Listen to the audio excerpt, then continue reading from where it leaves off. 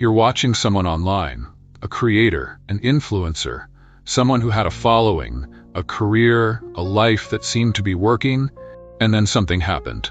A scandal, a bad decision, a moment where they did something that seemed completely out of character, or maybe completely in character once you think about it. And the comment sections are full of people saying, why would they throw it all away? They had everything. Why would they risk it? Why would anyone with that much to lose make such an obvious mistake? And you think about it for a moment, and you realize you don't actually know. Not really, because you've never been there. You've never had that kind of attention, that kind of power, that kind of constant validation coming at you from every direction. So you can't really know what it does to a person, what it slowly changes, what it quietly gives, and what it quietly takes. Fame is strange. Not in the celebrity sense, necessarily. In any sense.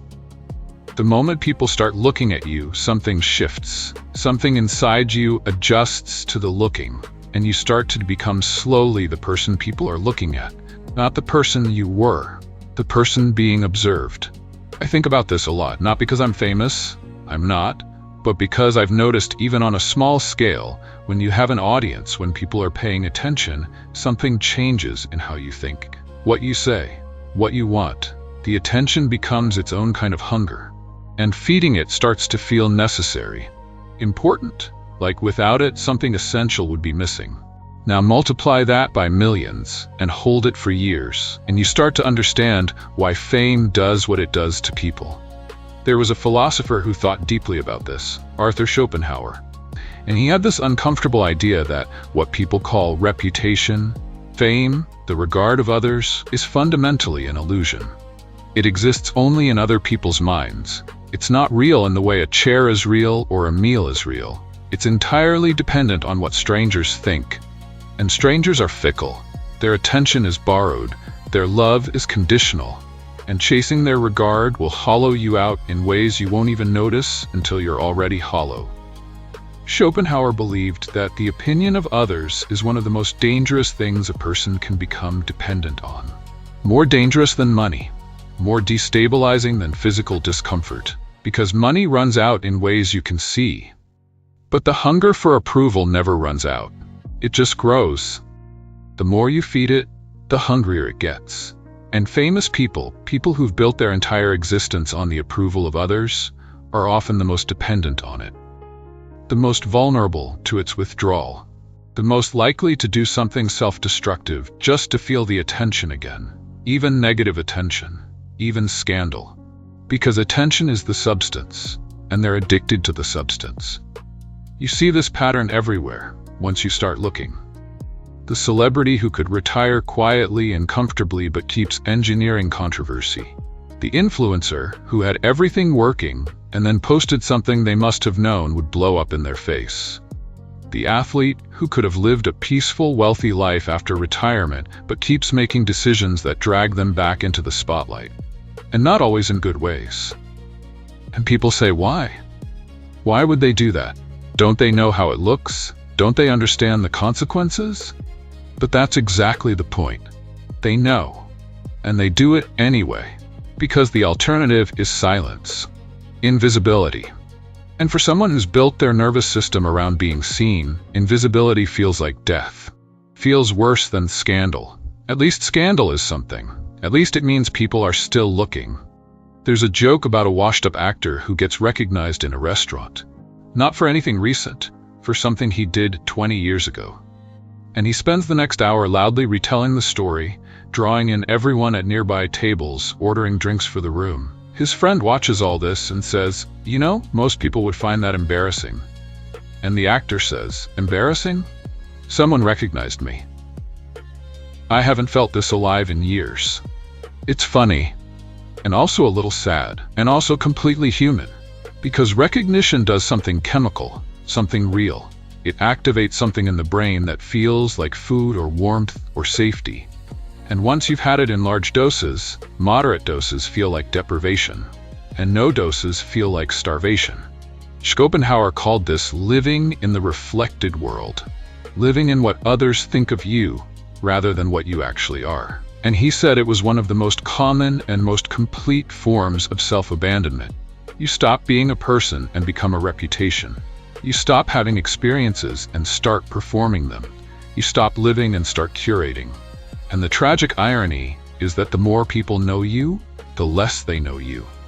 The audience knows the character, the persona, the version of you that's been edited and filtered and carefully constructed for public consumption.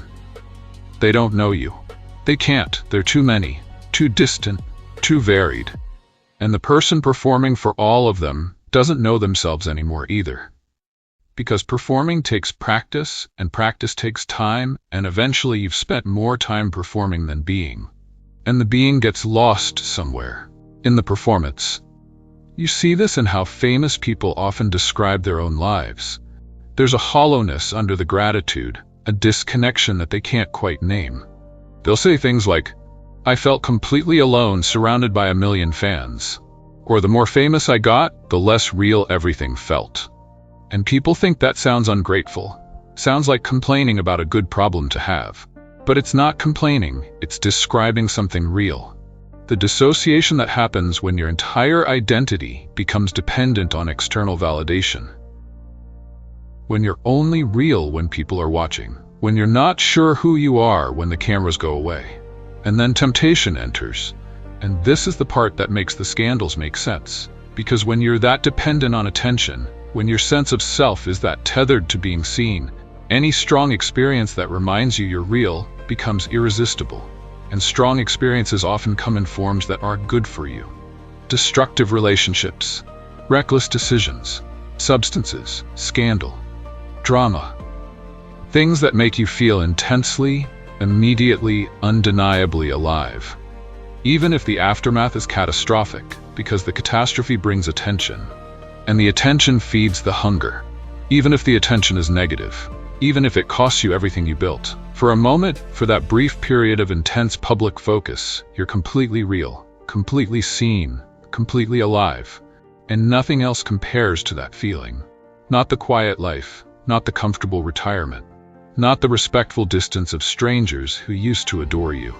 Schopenhauer would say this is the will working at its most destructive. This relentless drive to be, to persist, to matter, to leave a mark. And when healthy outlets for that drive are exhausted or compromised, it finds unhealthy ones. It doesn't care if the outcome is good or bad. It just wants to feel, to push, to insist on existence. And the most dangerous thing you can give a person who operates this way is unlimited access, unlimited resources, unlimited opportunities to act on impulse without consequence. Because that person will eventually find the limit. They'll find the thing that finally produces a consequence. And when they do, people will act shocked. How could they throw it all away? But they didn't throw it away. The will threw it away. The desperate, relentless, insatiable will to feel something real in a life that had become entirely performance, entirely surface, entirely other people's reflection of something that used to be a person. I think about this when I see young people desperately chasing online fame, doing increasingly extreme things for attention, taking risks that seem obviously dangerous, saying things they must know will cause damage. And I don't see recklessness. I see hunger. I see people who've tasted the substance and discovered it's both nourishing and poisoning, and can't stop now. Because here's the truth about fame, about attention, about the regard of others. It doesn't fill you, it just makes you more aware of the emptiness. Every hit of validation reveals how much more validation you need. Every moment of being seen makes the unseen moments less bearable. And the more you have, the more you need, and the less the having satisfies. Schopenhauer saw this clearly. He wrote that fame is the last thing to give us what we expected of it, that it promises to make us real, and instead makes us more ghostly, more dependent, more prone to the specific kind of suffering that comes from being entirely dependent on something you can't control. The thoughts of strangers, the attention of people who don't know you, the approval of a crowd that was never stable to begin with, and the temptations that come with fame and with any kind of power or visibility aren't really about the specific temptation. They're about that moment of feeling real, a feeling like the will is satisfied, a feeling, however briefly, that you exist in a complete and undeniable way. But you don't. Not really. Not that way. Because external satisfaction has always been temporary, because the will always wants more, because filling yourself with the regard of others is like drinking salt water for thirst. It feels like it should help, and for a moment it does, and then you're thirstier than before. And maybe that's why we watch these stories with such fascination. Not because we're better, not because we're immune, but because we recognize something. Some version of the same hunger in ourselves. The quiet craving for acknowledgement, the small ways we shape ourselves for observation, the little performances we run for tiny audiences, our social media, our work presentations, our carefully worded texts, our curated versions of life. We're all doing it, just at different scales. And at most scales, it doesn't destroy us. It just costs us something quietly, some authenticity, some self-knowledge, some groundedness in who we are when nobody's watching. And who are you when nobody's watching? That's the question Schopenhauer would probably end with. Not as a challenge, just as a genuine inquiry. Because he believed that was the only self that was really yours. The only self that wasn't contingent on something external. The only self that didn't disappear when the audience went home. And maybe you don't know. Maybe I don't know.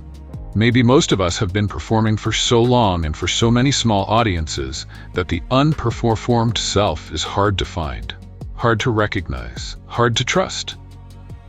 But it's there somewhere, underneath the performance, underneath the curated version, underneath the reputation and the persona, and all the ways you've learned to be seen.